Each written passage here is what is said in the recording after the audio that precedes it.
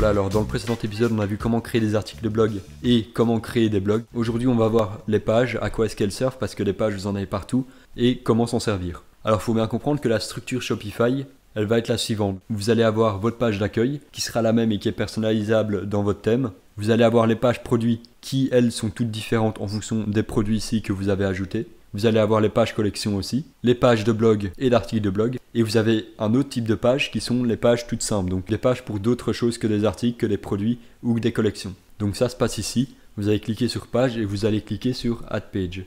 Ensuite, à partir de là, vous pouvez simplement créer une page que vous allez pouvoir utiliser par exemple pour faire des pages de contact, faire des pages de FAQ, faire des pages de à propos ou des choses comme ça. Donc imaginons qu'on va y faire une page de contact. On va créer la page contact et alors ce qu'on va faire ici et que vous avez dans Fast SEO, c'est que dans thème template, vous allez cliquer sur page et vous allez cliquer sur page.contact. Vous cliquez dessus, ensuite vous faites sauvegarder. Et ce que ça va faire avec la page.contact, au lieu de vous faire une page vide comme ça pourrait l'être vu qu'ici on n'a rien mis, ça va directement vous créer un formulaire et donc les gens pourront vous contacter via ce formulaire, envoyer leur message et ça arrivera dans votre boîte mail. Maintenant imaginons que vous vouliez faire une page FAQ, on va faire add page et alors ici on va par exemple mettre toutes les questions en H2. Donc par exemple première question, où est ma commande?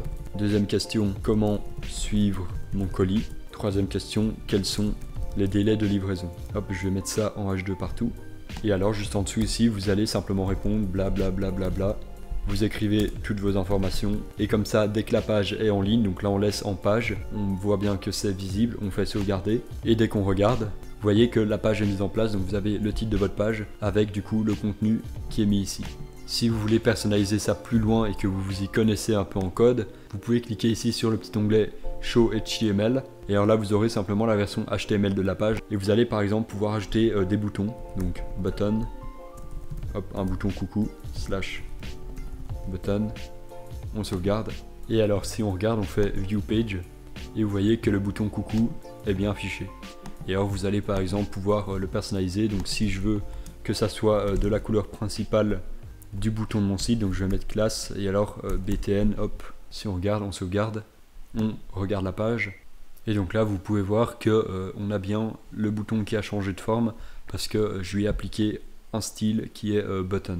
Bon, pour ceux qui font pas de code, vous avez rien compris à ce que je viens de dire, mais c'est pour vous montrer que si vous voulez faire du code et au pire si vous voulez engager quelqu'un pour vous coder quelque chose de spécial, vous pouvez totalement le faire juste ici en cliquant sur l'onglet éditeur.